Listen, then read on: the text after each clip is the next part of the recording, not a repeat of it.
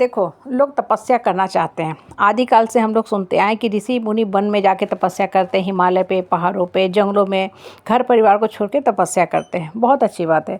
उस तपस्या से फिर उनको ज्ञान प्राप्त होता है और वो फिर सांसारिकता से मुक्त हो जाते हैं, मतलब अलग रहना ही पसंद करते हैं। ये देखो एक अलग तरह का तपस्या, ठीक है, जो हम लोग किताबों में पढ़ते आए हैं या जो धार्मिक सीरियल है उसमें देखते हैं। और एक तपस्या क्या होती है, वो तपस्या बहुत ही कठिन होती है। वो तपस्या होती है कि आपको परिवार समाज में रहते हुए तप करना है, अपने आप को अलग रखना है। अलग कैसे रखना है? आपके साथ गलत बर्ताव हो रहा है और ज़्यादातर गलत ही बर्ताव होता है और लोग गलत ही बोलते हैं और कभी भी आपके अच्छे कर्मों को नहीं ध्यान देंगे। वो आपकी छोटी छोटी गलती जो होगी ना, उसको इग्नोर करते जाएंगे। आपने कितनी बार अच्छे खाना बना दिया, उसको वो ध्यान में नहीं रखेंगे। कभी ऐसा हुआ कि वो आपके घर आए, आपने उनको चाय सही ढंग से नहीं पूछा, या आप हो सकता है किसी चीज़ को लेके बहुत परेशान होंगे। बहुत बार होते हैं कि इंसान की अपने जीवन की बहुत परिस्थिति परेशानी विपरीत चलते रहती है, हम अपने आप में खोए रहते हैं। उस केस में अगर कोई घर पे भी आता तो हम उससे सही ढंग से बात नहीं कर पाते हैं।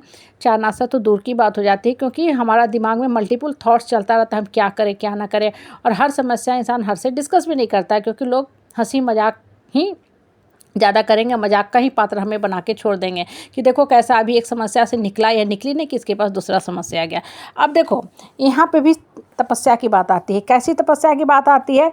आप जब संसारिक इंसान हो ना, तो आपको समस्या से जूझना ही पड़ेगा। जीवन में बहुत सी समस्या आएगी ही आएगी और उसको आपको हल भी निकालना है और रहना इसी समाज में है, ठीक है। हम लोग परिवार समाज छोड़ के जंगल में नहीं बैठ सकते, मठिया आश्रम में नहीं जा सकते हैं कि सिर्फ हमको भगवान का ध्यान करना नहीं। सांसारिकता के बंधन से बंधे हुए हैं, शादी किया है, परिवार लाए हैं, बच्चा लाए हैं, उसको सही रास्ता पे लेके चलना है। और माँ का जो ड्यूटी होता है, कर्तव्य होता है, रिस्पॉन्सिबिलिटी होता है, जीवन में कभी भी ख़त्म नहीं होता है। इसलिए माँ सब में इतनी शक्ति होती है। कभी सुने हो कि माँ जो होती है कुमाता होती नहीं? दुर्गा पाठ जब आप करते हो ना, तो उसमें भी लिखा हुआ है माता कुमाता नहीं होती है, पुत्र कुपुत्र हो सकता है। कहने का मतलब क्या है कि माँ धरती पे आई ही है सृष्टि चक्र को चलाने के लिए। इसलिए जब तक वो धरती पे रहती है, निस्वार्थ भाव से अपना कर्म करते रहती है, मतलब अपने संतान को, परिवार को देखते रहती है।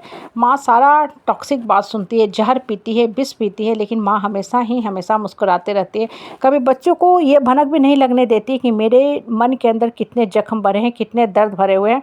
जो शरीर के ऊपर घाव होते हैं ना, ऑपरेशन होते हैं, हाथ पैर टूटे हुए, वो सब आँख से दिखता है। आपको इतना बड़ा जख्म हो गया है, आपके सर पे इतने चोट लगे हैं, आपको इतना बड़ा ट्यूमर हो गया, वो सब बाहरी है, दिख जाता है। लेकिन अंदर जो मन के अंदर इतने सारे जख्म होते हैं, दर्द होते हैं, वो किसी को दिखता नहीं और दिख भी नहीं सकता है, ठीक है। वो सिर्फ इंसान महसूस कर सकता है जो उस परिस्थिति और परेशानी से एक्चुअल में गुजरा है। आपका कोई अपना हो, दोस्त साथी हो, बहुत दिल से जो आपको चाहता हो, वो समझ सकता है कि आप कितने दुख दर्द से गुजर रहे हो या गुजर चुके हो। अब देखो, ये भी एक तपस्या है कि आप समाज परिवार में रह रहे हो, सबकी बातों को झेलते हुए जीवन में बढ़ रहे हो, और यही रियल तपस्या है। इसलिए बोलते हैं ना कि सामाजिक बंधन, शादी ब्याह, परिवार में रह करके जो जीवन सफलतापूर्वक चला लिया ना, वही रियल मामला में तपस्वी होता है। तपस्वी का ये मतलब नहीं कि पलायनवादी कि अरे चलो बाल बच्चों को, परिवार को, सबको छोड़ के भाग जाओ। या बहुत बार लोग भागने का मतलब क्या करते हैं, सुसाइड भी करते हैं। वो भी एक बहुत बड़ा पाप है, महापाप है।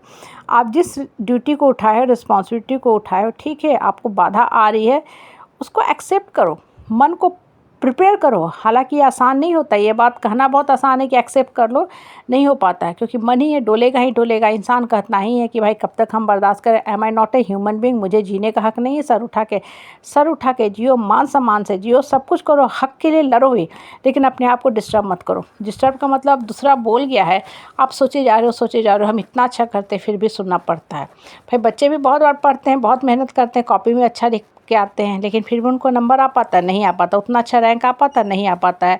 बहुत अच्छा CGPA लाए, बहुत अच्छे कॉलेज से पढ़े, उतना अच्छा पैकेज का जॉब मिला? नहीं मिला, एक एवरेज जॉब मिल के रह जाता है। बहुत चीज़ होती है जीवन, बहुत से फैक्टर साथ में काम करते हैं ना। तो इसका मतलब क्या हो गया? अब आप एक ही चीज़ सोचते रहोगे कि हम बेकार हैं, हम बेकार हैं। नहीं, हम सब काम कर रहे हैं, ईमानदारी से कर रहे हैं। आज फल नहीं मिला है, कल मिलेगा, नहीं भी मिलेगा तो क्या फ़र्क पड़ता है? आप 30 लाख की कमाई में भी जिंदा हो, 60 लाख में भी लोग जिंदा रहते हैं। कुछ लोग करोड़ों करोड़ कमा के भी डिससेटिस्फाइड रहते हैं, वो भी सुसाइड करते हैं। बड़े बड़े कंपनी के ऊँचे ऊँचे पोस्ट पे बैठे लोग सुसाइड कर लेते हैं। तो ये सब पलायनवादी है। जीवन में कभी पलायनवादी प्रवृत्ति मत अपनाओ, सर उठा के जियो, जीने का हक लो, और हमेशा ये सोचो कि हमको बढ़ना है, ये जीवन है, यहाँ हमको तपस्या ही तपस्या करना है और अपना सुंदर भविष्य का निर्माण करके जाना है, और बच्चों की अच्छी हमें परवरिश करना है।